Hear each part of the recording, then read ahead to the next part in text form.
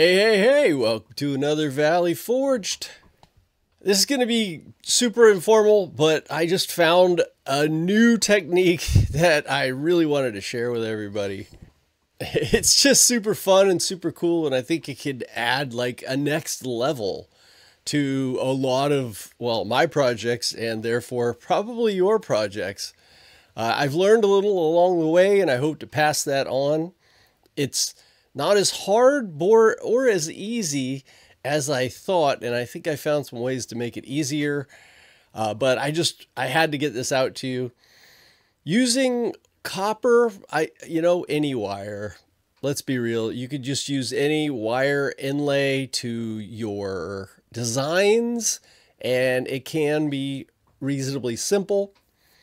Now, what I first did is I got this pure copper wire 16 gauge and a round because, hey, it looked cool. It looked like something that would work perfectly. And that's what I used in what you're looking at. It came out really nice. What I did is I just made a little, I used a separate color here, right here. See, this is a darker blue. Here, let me undo this real quick. Yeah, this one. See, it's not just, this is my regular engrave layer. And then what I did is I did another fill layer, engrave layer, just right here, so that I could keep the depth different than I did for the rest. Now, the very first thing is I did a test. It's basically a test grid for the wire, right? So I did a bunch of different thicknesses so that I could get that wire absolutely perfect. And what you could start with, say your wire is 1 millimeter wide, well, you'd start with probably 0.95 or something of a millimeter because you're going to have some kerf, right? And you want it to fit in there just perfectly, just tight, right? So in the end, that's kind of how it was, but I'm doing a video on it. I want to make sure I try a bunch of different things. I put the wire in there. I wanted to see how it looked. Looks wonderful. So I was like, okay, I got that. But what is it going to be like to do like a round thing like I want to do? So I made a coaster first, and I cut that same line around in the coaster, and it came out good. Doing the bends to get it perfect, and using the super glue, which I'll bring up. I first tried to use a really thin super glue because this is what I saw with all the channels doing copper inlay, is to do a really thin super glue and then spray it with the thing that makes it harden real quick, right? It just sets it immediately when you spray that thing. I really didn't like the super thin because it really soaks in a lot. And I've been using this medium super glue forever. So I took some of the tips that I got from the thin one, cut it down so that it would fit right in the slot, right in this slot, so that I could get it down into this slot. And then I just put a little bead of medium super glue in the slot. And then I just wrapped that wire around, cut it perfect, and then stuck it in. So there are better techniques, and you can look it up on some copper wire inlay videos where you can sand the bottom and then sand the top and make it to where one fits right on top of the other so that you don't actually have any sort of slot there or end where they come together. But again, I came up with what I think is going to be a better technique, and I will share that with you. But I just wanted to show you, hey, maybe you already have some round wire and you want to just try it out, and that may work out for you really well. So that's the first thing I did. And then of course I'm like, okay, well, I'm going to now do my candle holder, because I've had this in my mind as soon as I made this candle holder, was I want to make one that matches my cross, right? I made this Celtic cross. Some of you already have this file. I just made it not that very long ago, and you will see it had a different graphic on it. But if you buy this file, link below, of course, this, this version, because honestly, you're going to have to do your own work to put how thick your wire is going to be. There's no way I can do all that for you.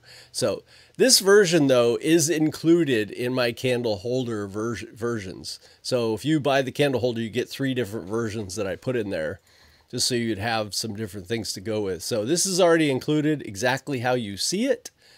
And you can watch my candle holder video, how I made it, if you want to even maybe try and make one yourself. So you can add any graphic you want inside your little candle holders, or maybe you just want to put your initials. So I would just put one of these over so you know how big that hole is going to be in here. And then you could just add whatever you want underneath. Or you could do like I did and just copy the center of this and put it in each of those. So I just basically took this file and made this out of it. And so now this is my file that I cut out, as you can see on the screen. You see the pictures before I do. And come on, did it turn out good? I think it turned out pretty good. I think it looks really nice, and it matches up very nicely with my Celtic cross and the coaster, right? So I could see having those 3 together, and I think that would look really nice. And you could put like maybe a bigger candle on the coaster, and you could put 3 candles here. I think it'll look really nice. So I just get inspired. I do things.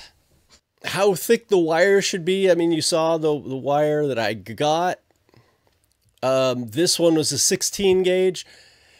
You know, the thickness all just depends on what you want, but this is just what I just bought, and I think it's going to be the better way to go, is a flat wire. You know, it just seems, let me be real with you. When I first made this, when I made the coaster, it came out perfect, right? The thickness and the depth of everything that I needed came out perfect. I thought I used the exact same settings. And when I made the candle holder, it literally cut it out. It went too deep. And I was like at 1200 at 100. I have a Rolly Lasermatic, and it cut all the way through it at 1200 speed. I was kind of surprised, you know? And so what happens is I was like, oh, I had to do some sanding on it to get it right so that I could glue it in and then put the wire in and it would still work okay. And it did. I saved it and it looks great. But that was all kind of a pain. And I was thinking, well, what if I did the exact same thing? I engraved it, but it cut it out, right?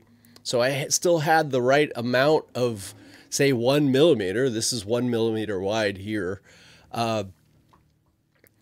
If I had that 1 millimeter and I cut all the way through to 3 millimeters, then I could just put this in there and it would be done. And you would know the depth. You wouldn't have, there would be so many things you wouldn't have to worry about. All you do is cut an MDF 3 millimeter, and then you cut your wood and you put it on top. It would be, of course, in 2 pieces, because you're now cutting it in 2 pieces instead of 1. You put the flat wire in there and you're done. Just glue it in there. It'll be so, I'm pretty sure it's going to be like 10 times easier than trying to use the round and getting the depth just perfect so that it sticks up the same all the way around. And then you have to worry about it kinking and things like that.